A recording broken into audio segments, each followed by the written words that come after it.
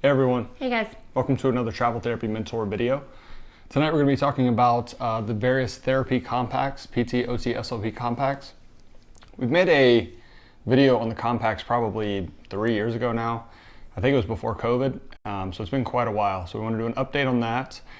Back then, there was pretty much no information about the OT and SLP compact. It was all like, well, we think there'll be one in the future, but the PT was already enacted at that point, so we were talking about that.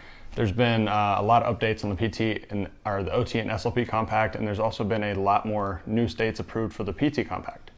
So Whitney's going to introduce us, and I'm going to get this video shared in a few different groups. All right, hey guys, my name is Whitney Aiken. I'm Jared Kazaza. And we're both traveling doctors of physical therapy. Many of you guys may know us from Travel Therapy Mentor, and for those of you guys that have followed us for a long time, you might know us way back from our original blog, Fifth Wheel Physical Therapist. We try to make videos every couple weeks. We used to do them every single week, but at this point we've probably made over 100 videos on all the various travel therapy topics you can think of. We are circling back to some of the older ones to give you guys updated information. As Jared mentioned, we have talked about the compacts before, but a lot has changed since then, and it really surprises me how often we get questions where people still don't really understand how the compacts work, even for the PT compact, which has been around for a long time. We get a lot of misconceptions, people that reach out to us and ask questions and they really just don't get it. So we wanted to do an update, and we wanted to talk more specifically about how the compacts apply to travel therapists, some various instances that have come up, just different scenarios and how it might affect you and questions that we get about it. So hopefully this will be educational for you guys. You can watch our weekly videos or bi-weekly or however often we do them on Facebook. We also upload them later to podcast format, so some of you guys might like to find us on Spotify or Apple Podcasts or other podcast platforms. We do also sometimes upload them to YouTube. Not all of our videos are on YouTube in podcast form, but you can find us there sometimes as well. But for those of you guys that are tuning in live, I know there's some of you that are on live tonight in our original live recording on Facebook. If you are watching live, we'd love if you'd say hey in the comments and just let us know that you're there. We'd also love if you would just hit that thumbs up button and let us know that you're watching and that you're learning. Hi Nikki, hey Thomas, hey Juliana, hi Jordan, hi Melissa, hi Allie, hey Jenny. Thank you guys for tuning in. We'd love to hear from you if you are watching live. You can leave us a comment and let us know if you're a PT, if you're an OT, if you're an SLP. Are you a current traveler? Are you someone who's thinking about traveling? Are you a student? Let us know where you're at in this process. Hey Heather, thank you guys for joining in. So as Jared mentioned, he's just uploading or sharing the video to a couple of different Facebook groups. That way more people can dive in with us tonight. This topic is pertinent across all the therapy disciplines, so it'll be good for the PTs who need to learn about the current PT compact and the OTs and SLPs who want to get the scoop on what's coming for theirs. So while he's sharing that video and before we get going on the topic tonight, just a couple quick updates. We just got back from the Travelers Conference. Many of you guys may be familiar with the Travelers Conference, some of you may not. It's an annual conference held every year in Las Vegas. It was originally mostly travel nursing and other travel healthcare disciplines. Therapy has been making a bigger presence in the last several years. I think this year they had over 100 in the therapy, and then it was 1,700 total. So a lot of nurses, a lot of nursing disciplines and other healthcare disciplines, but it's super fun. It is a conference. You can get continuing education by going, and there are conference sessions and speakers. There's also a lot of exhibitors, a lot of travel companies, and then other companies that are related to healthcare come, and they're exhibitors. They do a lot of giveaways. It's really fun. But the biggest thing is it's a huge party. So a lot of the companies will host free happy hours and dinners and parties. And so you really don't pay for a lot when you're in Vegas for TravCon. It's the coolest Vegas experience you can get. We love it every year, but every year it takes a few days to recover. So we got back a few days ago, and we're just now getting to the point where we feel back to normal. Yeah. Staying up really late, drinking too much. It's a lot of fun, but it takes a while to recover, especially as you get older. Yeah, but it was really fun. It was so nice to catch up with a lot of the travel therapists that we know, travel nurses that we know, see them year after year there. And then we also met a lot of new travelers that we haven't met in the past. So hopefully you guys will think about going in the future. It's usually every September, and it's always in Vegas. So you can just just Google Travelers Conference and it'll come up. Yep. But yeah, we just got back, and now we're home in Virginia for a couple of weeks before we head out on some other adventures. But we'll be bringing you guys a couple more videos in the next few weeks while we have some downtime. All right. So talking about the compact, yeah, this is a question We get a lot of questions, a lot of misconceptions about the compact. A lot of it is students or new grads, but there's also some licensed clinicians that are also confused. It's people that a lot of times they're not in a compact state currently, or maybe their state is just joined, they don't understand how the process works. So I'm going to go through all of that and how like the compact compares to standard licensing for travelers. Like for us, it's been a blessing to have the compact in place for PTs, and it will be for OTs and SLPs in the future. So we're going to talk about that process. Yeah. So what is it? So in general, a compact licensure is an agreement between states that allows you to more easily be licensed or have a license in another state. So an example you could think of would be like a driver's license. You can have a driver's license and you can drive in other states. It's not exactly the same though, because you don't have to get a new driver's license if you want to drive in a new state. But for therapists, for healthcare, a lot of you guys might know that if you want to work in another state, you have to have a license in that state. Unfortunately, once we finish our education, take our national board exam, it doesn't allow us to work in all 50 states. You then have to apply for a license in each individual state, typically. So a compact allows you to more easily transition between states and work in other states. For example, nursing has had this for a long time, where if you're licensed in one state, you can work in another state that's in this compact agreement. And it just makes the process a lot smoother. Yeah, basically it's just an agreement between states that say, okay, if this person's licensed in your state, then they're good enough for our state too. And all the states get together, they set whatever standards they have. They each agree that whatever standards they've set, as long as the applicant meets those standards for that state, they'll also be eligible for their state as well. Yeah. So how does this compare to the way licensing is the standard way? So the way it's been for a long time for therapists is that you have to go through an application process for each individual state. And every state varies, but they're usually pretty lengthy and they can be very expensive. For example, like to get licensed in California, I think it's over $500 just for the application. Then in California, for example, you also, for PT, have to take what's called a Jurisprudence Exam, which is a state law exam. You have to send in, your resume, sometimes references. You have to send in verification from every other state where you've ever held a license, because they want to make sure that you're not running away from like a bad record from another state. They want to make sure you are in good standing in all those states. And all that is a lot of paperwork that you have to send in. A lot of times you have to send in your original transcripts from where you got your therapy degree, your original board exam scores. Even if you took your board exam 20 years ago, they'll make you send in your original scores. So it can be a real headache sometimes to get licensed in certain states. Some states are fast and quick, and some states take a really long time. It's very antiquated overall. The process for getting licensed in each state is kind of crazy. The license verifications, that's even more crazy. I mean, the states can literally go on the other state's website and see that you have a license in good standing there, but instead they make you mail a form that you have to request from that board. It just takes more time, costs more money. I think a lot of it just has to do with the fact that they can charge you $15 or something for a verification, and all they have to do is send a letter instead of just agreeing that everyone goes online and looks up that person, makes sure they're fine in each state they have a license, and that's the end of it. So yeah, that whole process is antiquated. It's a pain. It can be very lengthy, anywhere from a week, a very, very short end, to, we've had licenses that take 4 months, 5 months. We've heard of some people taking 6 months in California. So that's kind of a crazy process. We live in 2022, the internet age. You should not be taking 5 or 6 months to get licensed in a new state.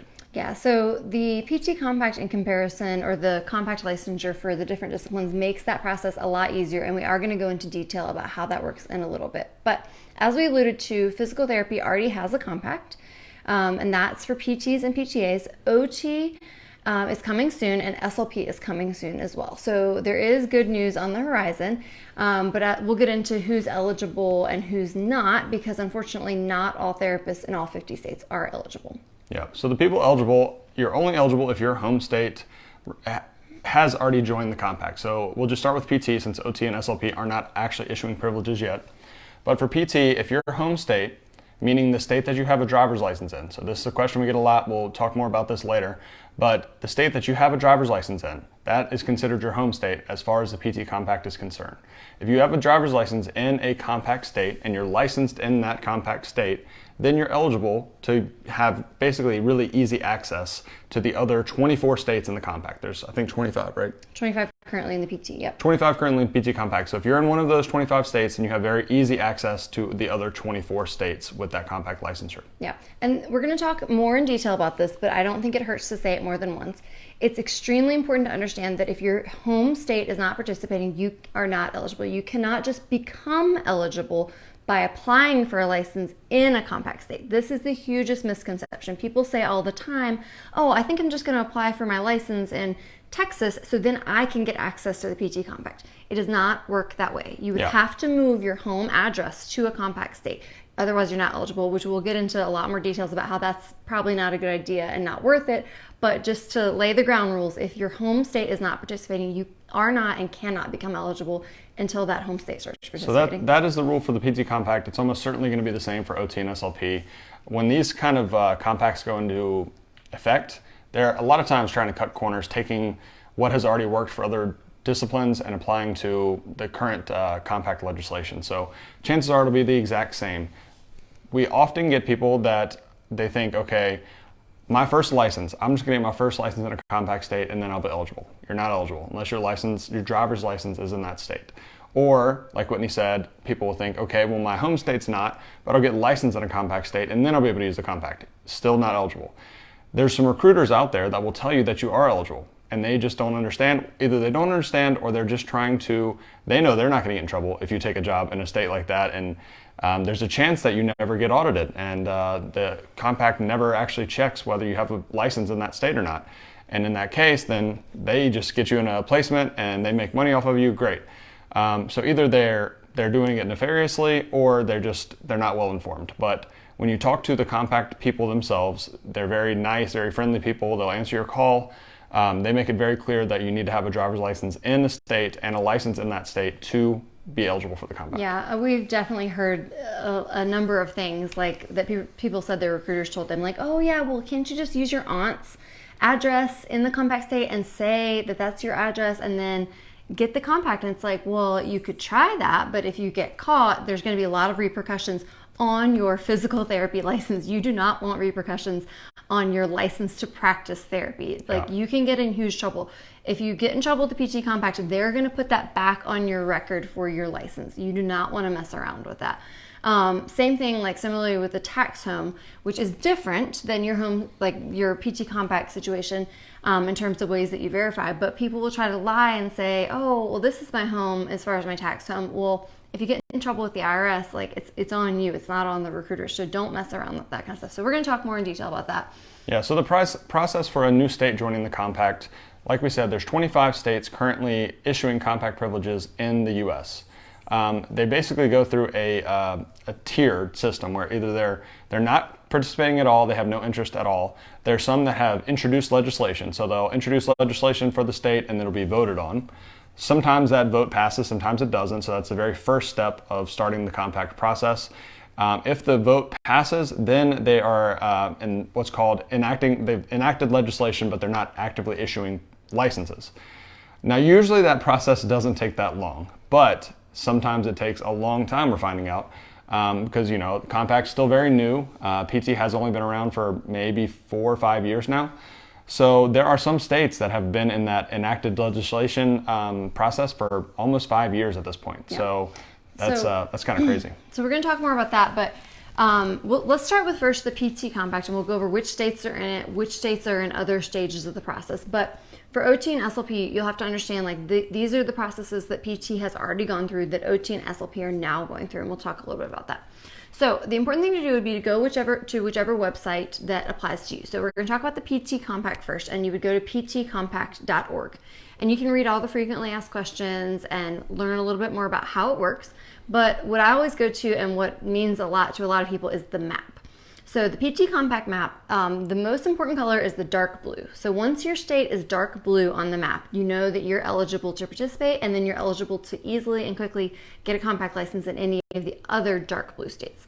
So as of now, we mentioned 25 of the states are participating and fully eligible in the PT Compact. Those states are Washington, Oregon, Montana, Utah, Arizona, Colorado, North Dakota, not New England, NE, I'm looking at NE, Nebraska, Oklahoma, Texas, Iowa, Missouri, Arkansas, Louisiana, Mississippi, Tennessee, Kentucky, Ohio, West Virginia, Virginia, North Carolina, Georgia, Maryland, Delaware, and New Hampshire. Yeah, so that's the 25 that are currently participating. Yep. Then there are, looks like about 7 or 8 that have enacted legislation but are not actively issuing licenses yet. Those are South Dakota, Kansas, Wisconsin, Indiana, Alabama, South Carolina, Pennsylvania, and New Jersey. And so, as Jared mentioned, that means that the state has approved it. They said, yes, we are going to do this. We're going to make it a law, and we're going to do it. But the reason why a lot of them are really hung up right now and haven't actually actively started letting their citizens participate is because they're still going through the process of figuring out how they're going to do it. So they said, yes, we approve it, we will do it. But now they have all these committees and people getting together, figuring out, well, how are we going to manage it? What's the infrastructure going to be like? Which departments are going to work on this? And so even though the people in the legislature said, yes, check mark, we approve it, now the people in all the committees have to figure out the X, Y, and Z of how they're going to make it work. Yeah. And so as Jared mentioned, on their website, PT Compact says, this process typically takes, once it's approved to the time it's actually active, typically takes 8 to 12 months. But there are some states that have been taking a lot longer. Yeah, so for example, Virginia, our home state, when it was enacted legislation, we were watching this very closely at the time. We were really excited to see Virginia on there. It took about 9 months for Virginia to enact it and then start issuing privileges. On the other hand, we've seen some that are even shorter than that. There were some that were 6 or 7 months. Well, for example, the most recent news that they just put out is that Ohio is going to be the newest one that's going to start issuing privileges, and they've already announced the date, and I think they said it was October 1st. So that's really soon. So if your home state is Ohio, or you're somebody who's already compact eligible that wants to go to Ohio, very soon, as of October 1st, you'll be able to go to Ohio. That one only took 6 months from the time they approved it to the time they're going to enact it. So sometimes 6 months, sometimes 9 months. However... Yeah, on the other hand, we get questions all the time about New Jersey and South Carolina. When are they going to join? And Pennsylvania. Because New Jersey enacted legislation January of 2018, and South Carolina, May of 2018, Pennsylvania, November of 2020. So obviously those states, New Jersey is coming up on 5 years, Pennsylvania is coming up on 2 years, so they're taking a lot longer. And the reason for that, like Whitney said, there must be some kind of hang up. Maybe it's in the finances of the decision or how actually they're going to implement it.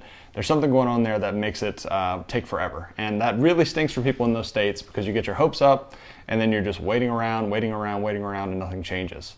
The place to go to if you want updates about that is to contact the board directly and ask them, because they're the ones that are involved in this process and they're the ones that will know. Yeah, we get questions all the time about if there's any updates. So according to the PT Compact website, there are no updates. They just say there's no known date when the state will be ready. Once it's ready, we will announce it, but they don't have a known date. So unfortunately, you have to go directly to your state to ask them. So it definitely can be a long process, but unfortunately we don't have any updates, and neither does the PT Compact, about states like New Jersey, Pennsylvania. So definitely get in touch with your state board. Yeah, so there are 3 states that have legislation introduced, but they haven't actually voted on it to enact legislation yet. For the PT Compact, those are Michigan, Rhode Island, and Massachusetts. So if you're in one of those states, contact your board, try to push them along, encourage them to vote on it and to accept the legislation and get the ball rolling. Yeah, and so hopefully for those 3 states, it will get accepted and then they'll move forward with the next stage of the process. However, we did actually find out, we saw one state a couple years ago pop up on the map that everybody was really excited about because they thought, oh great, they're starting step 1, which means they'll soon be on to step 2 and 3. No, I remember this distinctly. They enacted legislation. It was California, because we were so excited because California is where all the jobs are. No, they didn't enact it. I'm pretty sure they did. No, because that's the reason why it didn't pass. I know. So I think COVID messed it up because I remember it being light blue on the map. I think I posted a picture of it. I'm pretty sure, I don't know for sure, but I'm pretty sure what happened is I don't really know how the government works, but the session closed where they were supposed to meet about it and propose the bill, but it closed before they voted on it, and so it never got proposed again in the next session of, I don't know whether it's, I don't know about government, but whichever Congress, I don't know. So so then we all got so excited about California. It came up on the map and then it went away. Yeah, that was disappointing. So hopefully Michigan, Rhode Island, and Massachusetts will move forward in the process and approve it, but not necessarily. Oh, well, Nick confirms Jared's theory that it was light blue on the map, meaning that they actually did pass it. So I don't know why they would have passed it, but then taken it down. It was right before COVID. I think something happened with COVID, and they just decided to get rid of it. But yeah, so all in all... Oh, conflicting theories. Nick Smay says, I called the California board, and they got turned down in committee. Oh, who knows then? I don't know. But anyway, so... hopefully those states will go through, but we don't know. We don't know. So anyway, the PT Compact, we're probably about 5 years in now, and in our opinion, it has been a really big success. Between the states actually actively issuing privileges, the ones that have enacted legislation, there's 36 states out of 50 that are involved right now. So it's moved way quicker than we thought, and it's kind of weird to think that it's been 5 years, but I would have thought like, okay, there'll be like 12 states and it'll be like 5 years later, there'll be like 17 states, but it actually moved pretty quickly. And that bodes well for the SLP and OT Compact, because once those states have already issued privileges for PTs, it's very easy for them to be like, all right, let's just do the exact same thing for OT, SLP, get it through and we'll be done with it. Yeah. So to speak a little bit about the OT and SLP Compact, I don't remember what year they both got proposed, maybe 2019, 2020.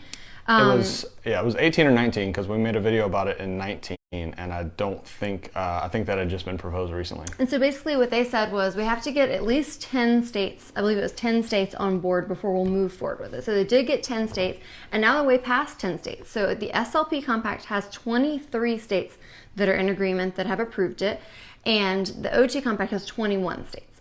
So they got more states on board from the get-go, I think, even than PT.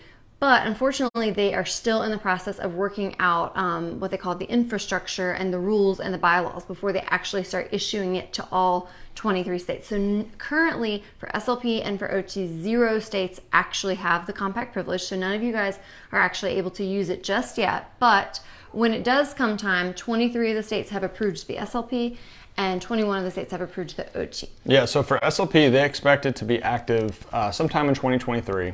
For OT, they think late 2023 or early 2024. So probably sometime around a year away from both of them being active, which is pretty exciting for OTs and SLPs. Yeah. So you guys can visit, it's otcompact.org. And then for the SLP, it's actually called ASLP because it includes audiology in their same governing body. So it's aslpcompact.com. So check on your websites, see which states are already participating, and then they have kind of a similar color coding system. They're all using dark blue as like the go ahead. Some of them are using different colors for the pending, but same kind of thing. If you want your state to be participating, if you want to push things forward, call your licensing board, write a letter, get a group of other therapists to write a letter, get your schools on board, talk to your board, and try to get this going. Yeah, and it really is a no-brainer for these states, in my opinion. So the only downside for them is that they lose money on application fees because it costs less to get a compact license, which we'll talk about, than it does to go through the full process. So for a state like California with a high application fee, they lose a lot of money in application fees. So that's the downside for them. But the upside for them is you have way bigger pool of clinicians that can come work in your state. That's a great thing. For your citizens, anyone that needs healthcare, anyone that needs PT, OT, SLP services can now have a greater access to a number of clinicians. So that is a great thing. So to advocate for this, it's not hard. You just have to make that case and say like, hey, okay, I understand there's a less financial incentive for you to do this, but you have to understand that for the patients, it's the right thing to do. And just go at it from that angle. And that's really the best angle to go at it from. It's like, yes, wonderful for you clinicians. Like we want to make your life easier, but really it's increasing access to care for these patients, especially in rural areas.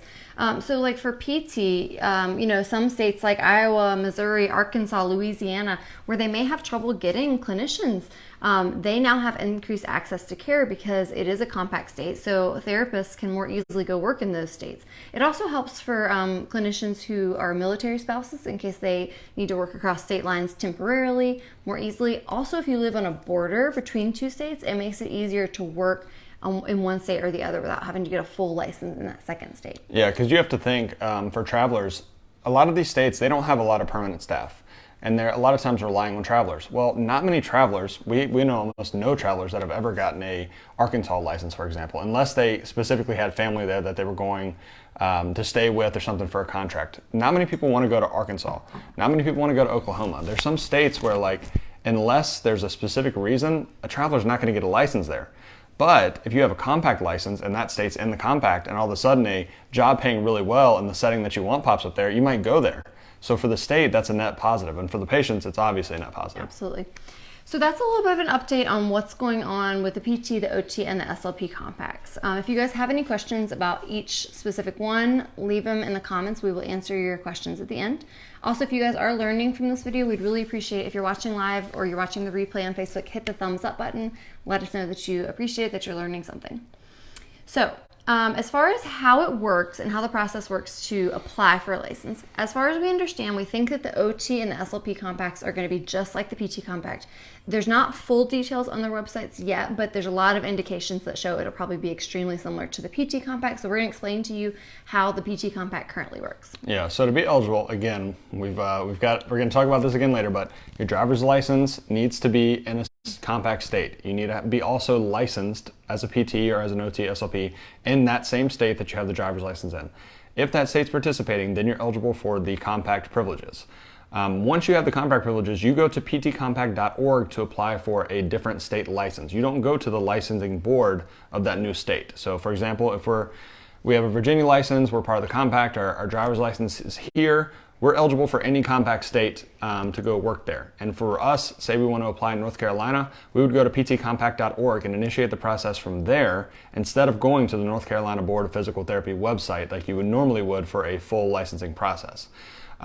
It's much quicker. So like we said, usually state licenses take between 2 weeks and probably 2 or 3 months to get licensed. For a compact license, it's usually going to take less than a day. And the fee is going to be significantly less. So usually somewhere between $30 and $100 for the fee instead of paying the application fee that might be $200 and then also verifying all your state licenses, sending in your board exam scores, getting your transcripts from your college. All of those things are additional fees. So it's much quicker and a cheaper cost, which is why therapists love it so much. Yep. So that seemed very obvious to me, the whole thing about going to ptcompact.org and initiating the process from there, until unfortunately I did hear from a traveler who was confused about the process, thought if they wanted to get a compact license in a compact state, they had to go through that state board. And they ended up getting somebody that wasn't helpful on the phone. And so they were just clicking around on that state board's website and ended up just applying for a regular state license. Even though they had the compact eligibility, they could have quickly and easily gotten the compact privilege, but they just went to the wrong place and the people they talked to were not helpful. So make sure that you initiate the process from the compact website. Don't go to the state's website, because then you're just going to be applying for a regular license and jumping through all those hoops that Jared mentioned. So yeah, and after applying for, I think we're at 7 or 8 licenses now that we've gotten over the years, finding someone that's not helpful at the boards is probably more often than not, unfortunately. I don't know what it is. I don't know if they're just very overworked, but they're often very dismissive. They just want to get off the phone, or they'll just they'll be very quick to reply, short on emails. And so, yeah, make sure that you know the process. Don't rely on the person at the board to give you information, because a lot of times they don't care at all. They just want to have you off the phone. Yep. So the process can literally take a day. Now, this is if the state doesn't have a jurisprudence exam. The only exception is the states that do require you to take a jurisprudence exam, which is a law test for the laws to practice in that state. You do still have to take that. And so in some cases that could hold up the process slightly, but that's going to be the only thing that holds up the process. And the important thing to know here is you have to take the jurisprudence exam first before you go and apply for your compact privilege, because you have to show proof that you've already passed that. So a good place to start to make sure you understand the process for whichever state you want to get your compact privilege in. So for example, as Jared mentioned, if we're from Virginia, we know that we're eligible. We'll go to the PT Compact website, and there's a place that says the jurisprudence and fee table.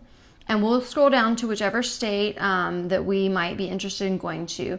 So for example, if we want to go to Georgia, I would look and I would say, oh, Georgia, okay, what do I need to know? The state has a fee of $65, and then the compact has a fee of $45. So in total, to get my compact privilege, I'm going to have to pay $110. And then it says, is there an exam? And it says, yes. You must pass the exam before you apply for your compact privilege. So then it has a link, and you go and you would sign up for your jurisprudence exam. Do that first, and then come back here and click, yes, I want to pay for this. Yes, I want to get it. And then once you've taken the jurisprudence exam and you click through that website, pay the fee, you'll have it immediately. Yeah, so that's vital to understand, that you need to have the jurisprudence done before you go through this process. For most of the states, they're online jurisprudence exams. I'm sure a lot of you have done them in the past. And a lot of times it'll be like 20 questions. It's open book. They're very simple. Where it gets a little more complicated is with a state like Arizona, where you actually have to schedule it's a compact state, but you have to schedule the jurisprudence exam at a testing center. So you need to make sure that you have scheduled that, taken the exam and everything before you ever get on the PT Compact site and apply for a license there. Because once you apply for a license, they assume that you've already taken that jurisprudence exam. And you can run into complications like that, especially if you're waiting till the last minute and you have a job lined up, and then you apply for the license and then you can't get scheduled at the testing center.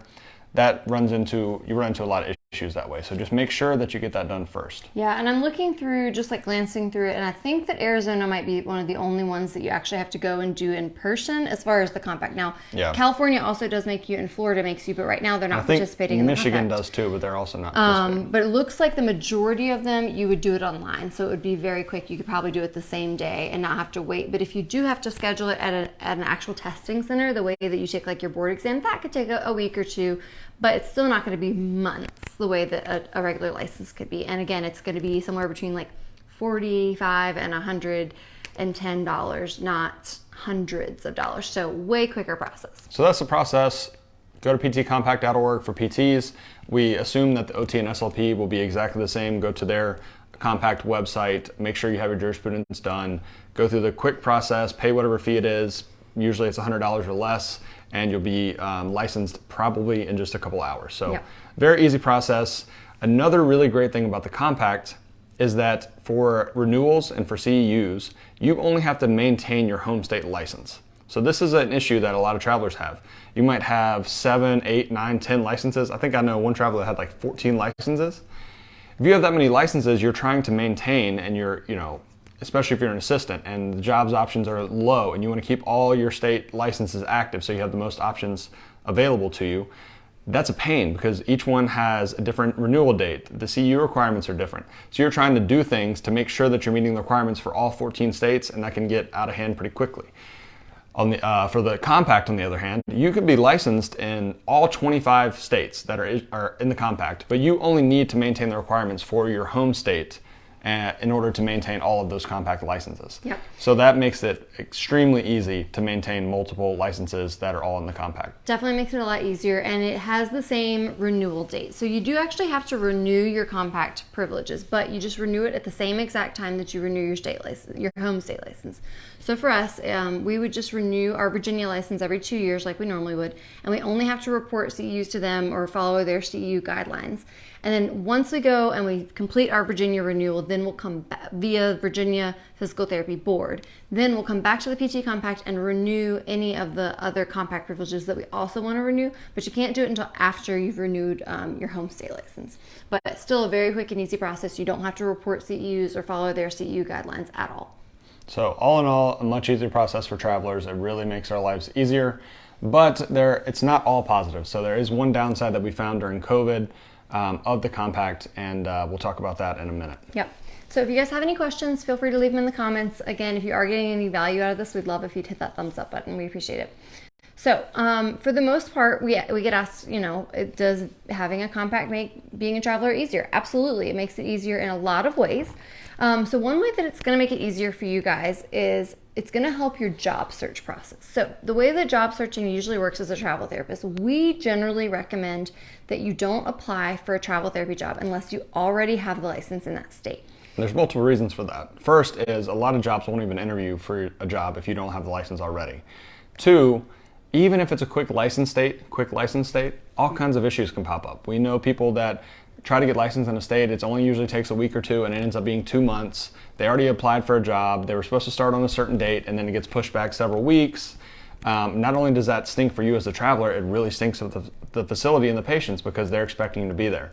So that is a nightmare situation that you don't want to be in. And for that reason, it always makes sense, if it's a traditional license process, get the license first and then apply for jobs in that state. Yeah, there are definitely travelers that don't do it that way, but as Jared said, we've literally been at a facility before where the traveler that was supposed to come next got held up, and we saw all the chaos that happened. And we've heard of people getting their contracts canceled because they thought, oh, I thought my license was going to be there already, and it didn't come in time, and then the facility retracted their offer and was like, no, we need somebody quicker. So all in all, we highly recommend that if you're doing licensing the traditional way, you go ahead and get a license in advance and then start looking for jobs in that area. Well, you can do it completely different if you have the compact. You could be applying for jobs in any of the compact states without actually going and applying and having your compact privilege, because you know that you can get it within 24 hours in most cases. So you could go ahead and apply and get the offer and all that and go ahead and sign a contract before ever even getting the compact privilege, because it's literally in most cases going to take a day. Yeah, the lag or that waiting period that exists with the traditional licensing process that makes it not really feasible to apply for jobs and then get licensed, that doesn't exist with a compact. So it's completely feasible to apply for a job in North Carolina if you're in a compact state, knowing that you can get that license very quickly. And it just opens up so many more opportunities, because as Jared mentioned earlier, maybe you're not going to go out of your way to get an Oklahoma or an Arkansas license, or a Mississippi or Louisiana or something like that. But then if your recruiter does have a job that is good pay and it's exactly the setting you want, say that you want something like a specialty like women's health or a neuro outpatient one-on-one, and a job pops up in a state that you never would have considered, you never would have gotten a license there, but it's the perfect job, and then you're like, what do I have to lose? I'll just interview for it. And then it sounds like the best job ever. Well, now you can get a compact privilege there really easily. And now you find yourself in Oklahoma. And who knows, maybe you love Oklahoma and you just didn't know it because you never would have thought to get a license there. So it opens up a lot of opportunities that you wouldn't have otherwise had. Now, along with that additional opportunity comes more competition. So this is what we found during COVID. This was a bigger downside of the compact.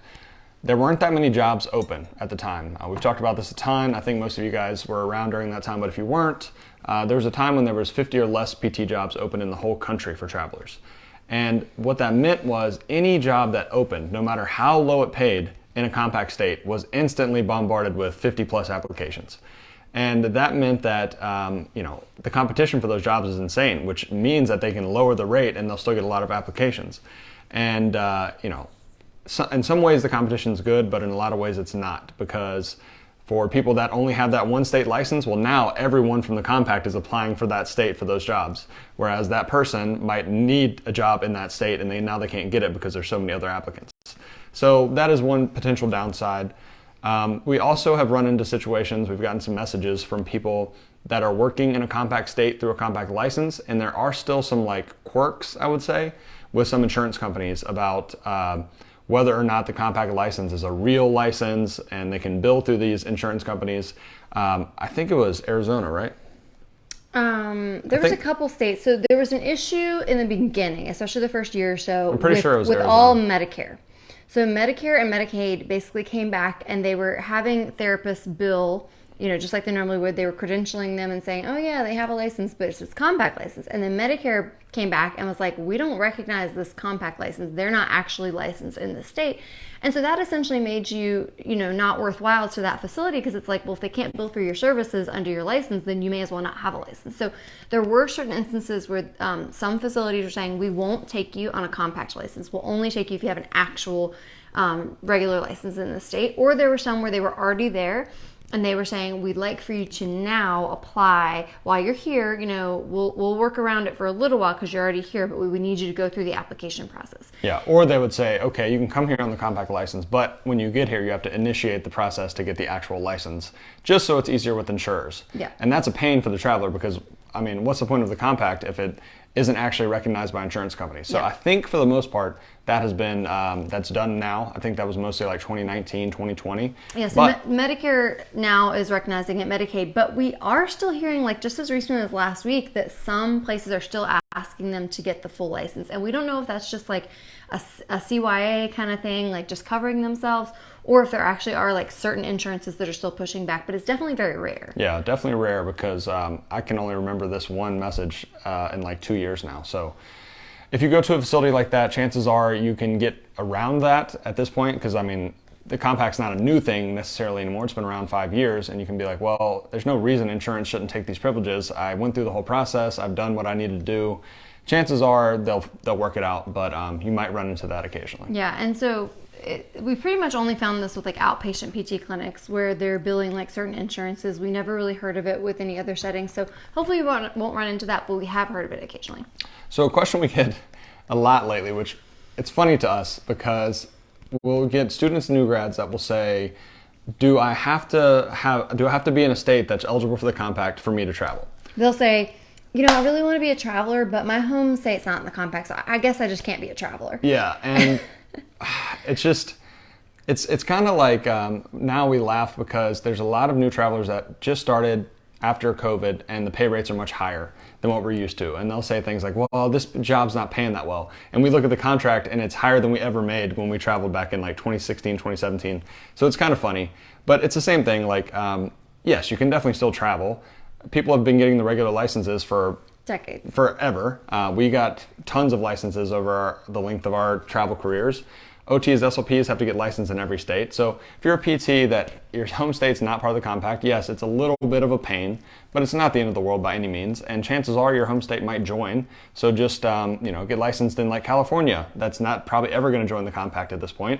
Take some jobs there, and when your home state joins, then you can go anywhere in the compact and you'll be in good shape. Yeah, ironically, we've actually never used the compact. So we are eligible. Our home state is participating, but they didn't start participating until 2019 or 2020. It was the beginning of 2020. And since that time, we have not worked in any states where we needed to use it. So we had worked in the past, like we worked in North Carolina, and that's a compact state.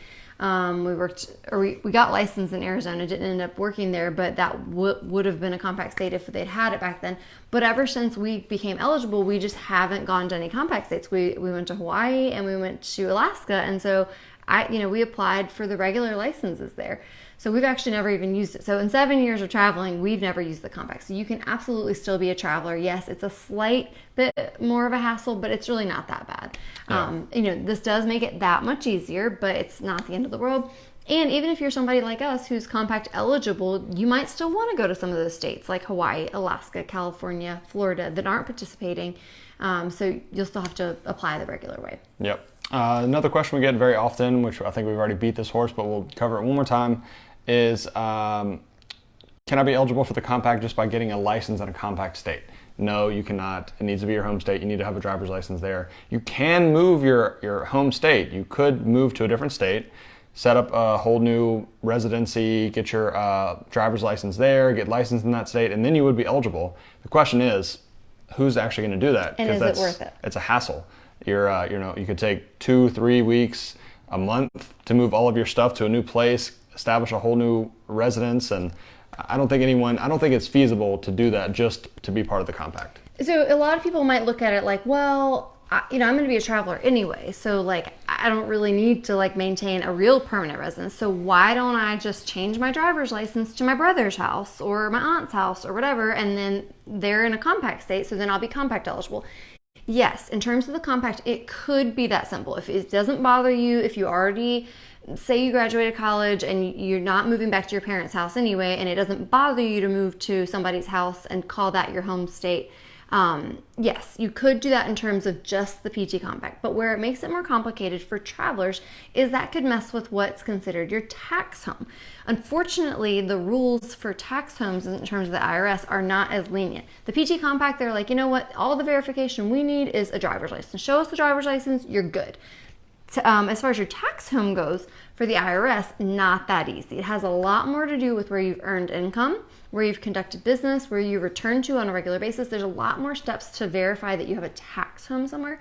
So you could be really screwing yourself over if you're just trying to move your address and your driver's license somewhere just to get eligibility for the compact. So in our opinion, it's not worth messing with all that because it can be complicated. Yeah, unless you're in a situation where you already want to move somewhere and you already want to move to a compact state, which Nick said he moved to Texas and it was very feasible for the compact. But I don't think you just moved for the compact, right? And I also think Nick worked permanent for a little bit in Texas, if I'm not wrong. So that leads to another question, which is kind of outside the scope of this video, but we get a lot of questions about what if I want to move my tax home for various reasons, maybe for a similar reason, like, excuse me, maybe you want to like simplify your life and you just want to rent a room at somebody's house that's your family. and just like call that your tax home so you don't have to keep like your own residence. Well, unfortunately, it just depends on where you've earned income, where you've conducted business. So if you consult Travel Tax or another tax advisor, they'll generally recommend that if you're trying to reestablish your tax home in terms of the IRS, that you work in that place and actually live in that place for at least 6 months or a year to get some work history, some income history. So it's really not as easy as just changing your driver's license as far as your tax home goes. Yep. Another thing we get pretty often from new grads is they say, does it matter where you first get licensed? So that'll be someone that maybe worked across the country, the state that they went to school across the country, the state that they went to school in is not part of the compact state or compact states, and they're trying to decide, where should I get licensed first? Should I just get licensed in a compact state and then I'll have access to the compact? Again, it's not as easy as that. You need to have, in order to be a traveler and to be part of the compact, you really need a tax home and a driver's license and a PT license, Ot SLP license in a compact state to have access. So it's not as simple as just being like, well, I can just get my first license here and then I'll be able to use the compact. Yeah, and so for some people it could be a little bit confusing because say they went to school, say they went to college in a compact state and they've already like been there at an apartment, and they're going to take the for the PT, like the NPTE or whatever your board exam is for OT or speech. Say they're already going to take their board exam there, and they're like, I'll just get my first license here. I'm already living here. So then, right, I'm compact eligible, but it's like, where's your driver's license? And once you finish school and leave that apartment, what are you going to keep as your tax home? Because that's honestly the more complicated factor. Yeah. For a lot of people, it's going to be back at home where your parents live, probably maybe in another state that's not a compact state. So yes, if you want to like maintain your apartment there where you went to college and now you're going to change your driver's license over and you're going to establish that as your tax home, that could be feasible. But if you plan to move back to your parents' house as your tax home, then and they're not in a compact state, then you can't just become compact eligible. So it gets a little bit hairy. It does. But just remember, if you want to be eligible for the compact, you have to have a driver's license there. If you have questions about tax homes and moving your tax home, we highly recommend consulting a tax advisor. We know for a fact that Travel Tax, it's traveltax.com, they do what's called a tax home consult. It's only like $50. You call them on the phone and they go over your whole situation with you and they'll help you make sure that you're meeting all the IRS rules for the tax home. Definitely a good idea when you're first getting started just to make sure you're meeting all the rules. Okay, another question we get is your tax home state the same as your home state for the compact? Again, it should be. So your home state, your tax home state, where you have your license, everything should be the same. But there are some weird situations, kind of like we mentioned, where you might run into something where you were away at school, you're moving back home, maybe you had a license there, but now you're going to be moving back to your home state and you're getting your driver's license in that home state, but they're not part of the compact. And you run into situations like that where it gets more complicated. But for the vast majority of people, your tax home and your compact state should be the same state. Yeah, I think in most cases it should be the same. Like those two things, you should keep them the same because it makes everything more streamlined. I think that you would be really doing yourself a disservice to try to claim that your driver's license and where you have like your compact is your home state, but then also try to claim that somewhere else is your tax home. I think that's extremely hairy. I think the important thing to note here is just that the rules for meeting these criteria are different, but it should still be the same place. Yep. So another question we got recently, can you get a regular license in another state in addition to your home state? So this was someone that had a home state and a compact state, but they wanted to get a license in a non-compact state to work there, but they were afraid that would mess with their tax home or something like that. No, it doesn't change anything. Like we were talking about, for decades now, all therapists have had to get licensed in every state you work in. That doesn't impact anything to do with your tax home or anything to do with your driver's license or anything like that. So it's completely fine to go through the normal licensing process for a new state. It doesn't hurt your compact privileges by any means. Yeah, they were just concerned. They were like, well, but I think they thought that you could only have like quote unquote like one primary license. There's really no such thing as a primary license. Now, in terms of the compact, they do consider your home one the primary one that they're going to base compact privileges on, but that doesn't affect you getting licensed in any of the other states. So, like I had mentioned, we have compact privilege in Virginia, but we went and got licensed in Alaska, and I got licensed in Hawaii. Like, you can get licensed in other states that are outside the compact, or you could even, this particular person, the reason it came up was they were one of the people who already is working in, I think the home state was Maryland, which is in compact, working in Colorado on a PT compact, but then the facility said, we need you to get a regular Colorado license to continue to work here for the credentialing. And they were worried, well, what if I get a regular license? Is that going to affect my compact eligibility? It won't. You can have as many other licenses as you want. And then the last question we get a lot is, what if your home state isn't participating but you want them to? All you can do there is contact the compact.org people, the site there, or contact your own home state organization and talk to them about the process, where they are in it, why are they not joining, what are their holdups, those kind of things. And you might think it makes no difference when you contact them, but if they get a lot of calls and a lot of letters from people in their state that obviously show interest in wanting to join the compact, that definitely makes a difference. They'll think more about it. And we know that for sure. We talked to some people in Alaska when we were there, and they're considering joining the compact. And but they need to prove, just like we talked about, how this will help the people in their state, how this will help the clinicians, how will it help the patients. And so sometimes they just need a little bit of a push and a little bit of that that reasoning that we talked about with, this will bring greater access to healthcare workers for your state, for the patients, and that's a good thing for them. Yeah, the person we were talking to was involved in that local chapter of the APTA, and they were like, we're having committee meetings, we're having conversations, we're writing letters, we're trying to advocate for our state for why this will help. So it helps to write letters, it helps to talk to your committee leaders for the APTA, the AOTA, I forget the one for SLP, but for your SLP board. What is it? Well, I cannot think of it. Is it ASLP? ASHA, ASHA.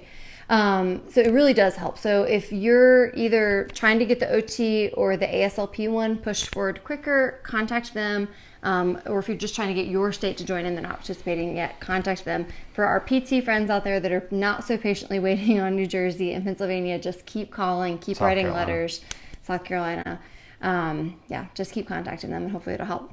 All right, so that's all that we had. We'll go through some questions. If you guys have any questions or comments, let us know. And again, if you could like this video, we really appreciate it. Yep. All right. Okay. Thomas says, all the travel tax sessions at TravCon gave me anxiety. I'm definitely going to be seeking their assistance ASAP to make sure I'm doing everything properly. Yeah, it's always a good idea to consult a professional, just to have to fall back on, I thought I was doing everything right. I talked to an accountant and they told me I was doing everything right. If for whatever reason you ever get audited and you're trying to explain the situation, it's always better to have a professional on your side that gave you advice and you followed their advice than to just be like, well, I think I did things correctly.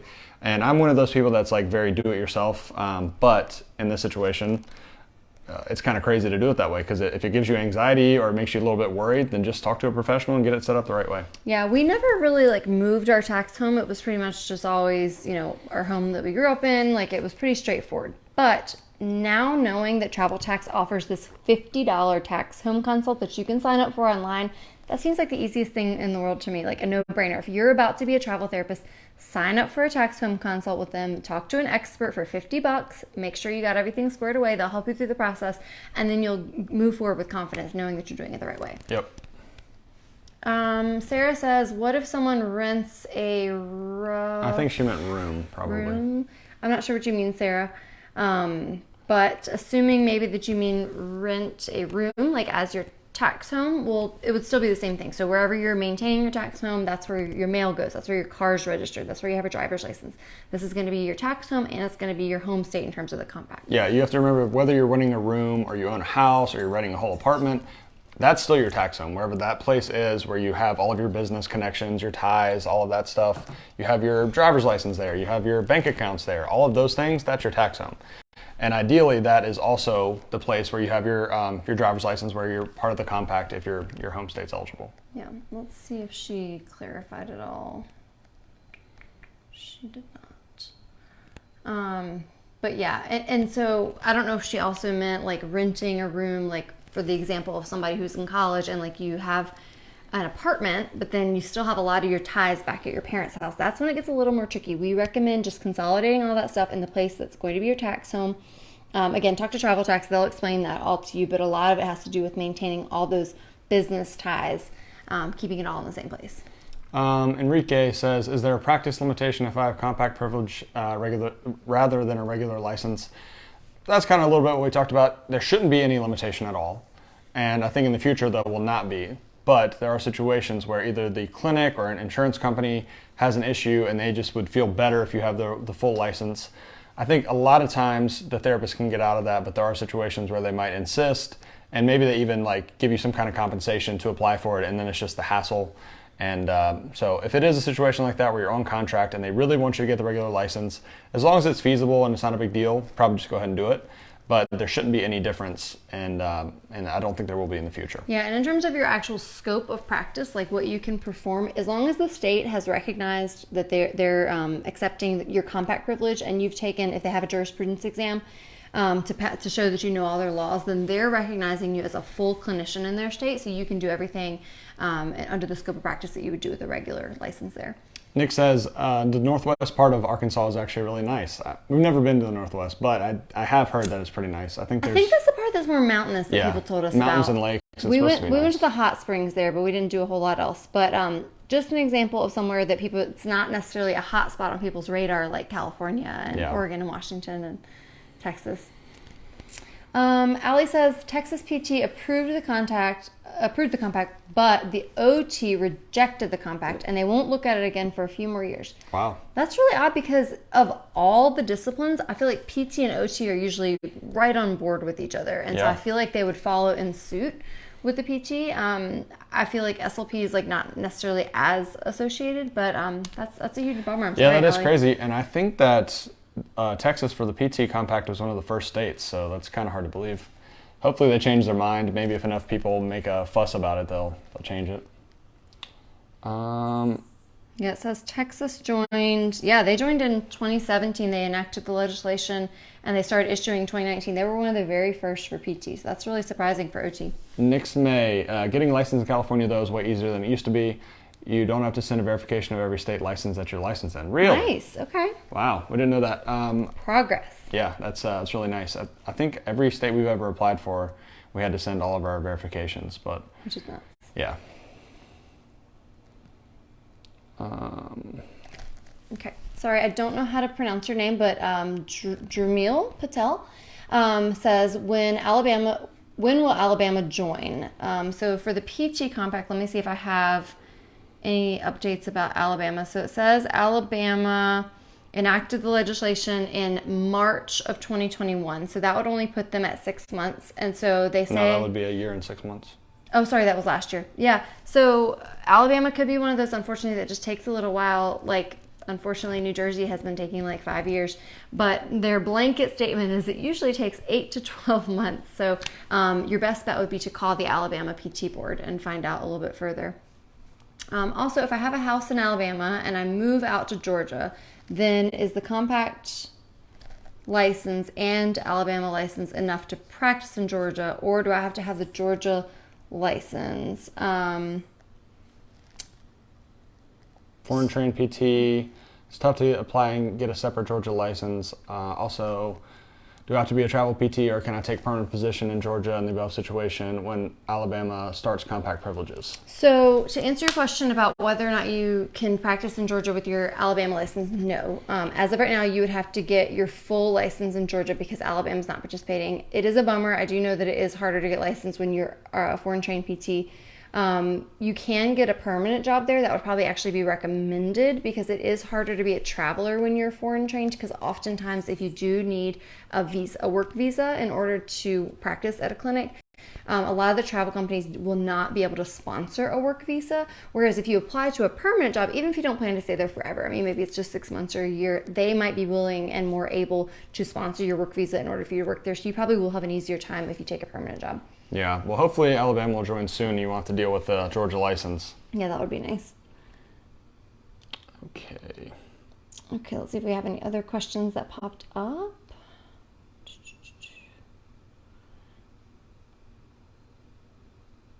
Nick says, I actually have a serious question. That's odd, Nick.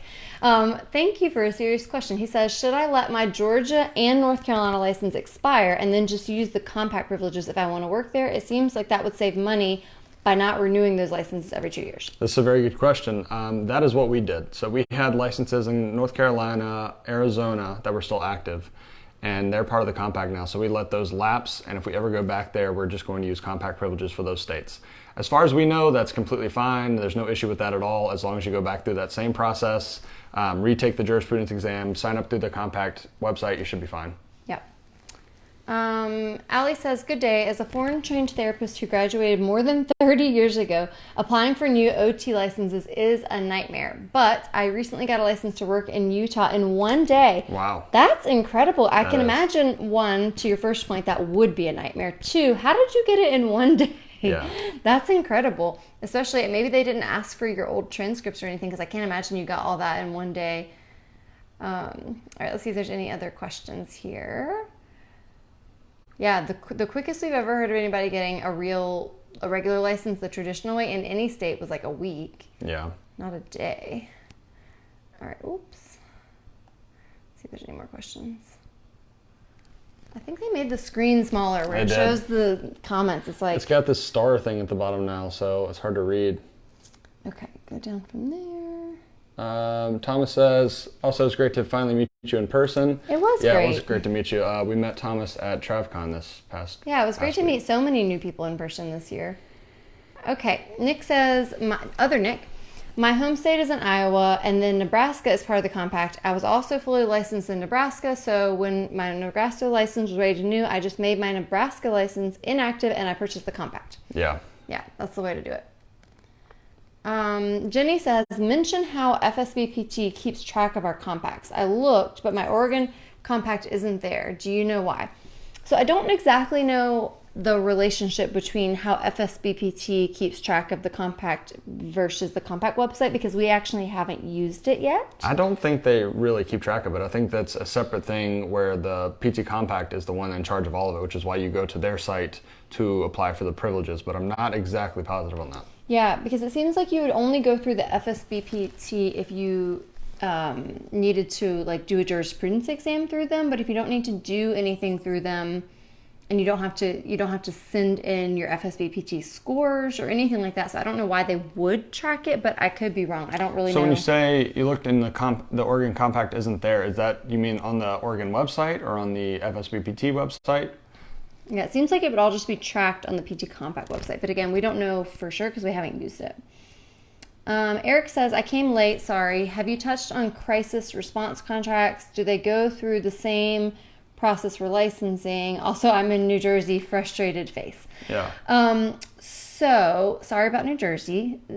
We don't know a lot about the crisis contracts. I think that from what I've heard for crisis contracts, for example, California and some of the other states were waiving licensure. They had like these emergency licenses. I think all you had to have was at least one active license in any state. And so you probably just had to show, say if you're using the compact, just use your home state and just show them that one home state license or any license. And you're not participating in the compact, so you wouldn't even need to worry about that. You would just show them one license that you have. So I think it was even easier process than the compact, but I believe most of those have ended at this point, but I'm not positive. I recently heard that someone was saying that California was still allowing emergency licenses, but I'm not sure. Allie, regarding getting licensed in Utah in a day, said she did not have to send transcripts. So that's really nice. I hate the states that make you send all that. It's like, really, I have to call my school and get it. Oregon Compact told me to go to that site. Jenny, I'm not really sure, but I would maybe contact the ptcompact.org because they're extremely responsive. They'll get right back to you and they'll probably have a better answer to your question. Yeah, the compact.org website, if you have any questions about anything compact related, that's where I would go, because they're the ones that are going to be most in the know, and they're also the most helpful people we've probably ever talked to in any therapy organization. So yeah, I wanted to know more about it a couple years ago. I set up a phone call with the administrator of it, and he talked to me for a long time and gave me the full scoop on it. He was extremely helpful. So. We also talked to them at CSM this past year, and they were very nice there. We asked about different states. They had insight on the states and why they weren't joining and things like that. So if you ever see them at a conference, also great people to stop at their booth and talk to them. Yeah, just go to their website and click contact us and email them there, and they'll get right back to you. And hopefully, I'd like to hope that the OT and the ASLP compacts are also as responsive, but I'm not sure. Haven't contacted them before. All right. All right. Do you guys have any more questions? If not, we'll wrap up. Thanks for joining. Hopefully this was educational. Again, some of the stuff is a little bit complicated, but I would highly recommend that if you are confused, write to them and ask them a question, or look at their frequently asked questions, because it's really pretty straightforward once you kind of get the gist of it. But again, if you have something like one of these little small situations where you're like, well, I have this and I'm not sure about this, just reach out to them. They'll answer your questions a lot quicker than the state boards in our experience.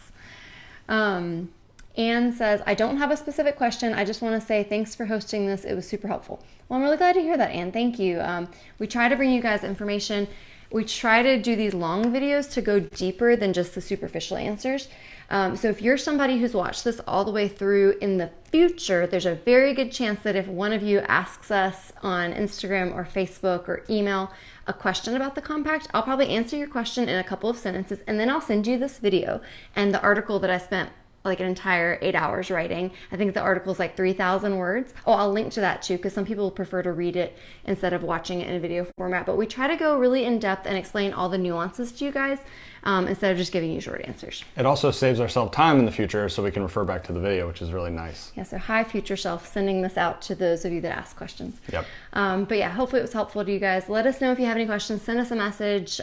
Leave us a comment. We appreciate you guys. Yep. All right, guys. We'll see you hopefully in a couple weeks. We're going to be doing a job market update. Job market update in October. So that should be exciting. I think there's some new developments. So stay tuned for that, and we'll see you then. All right. Bye, guys. Bye.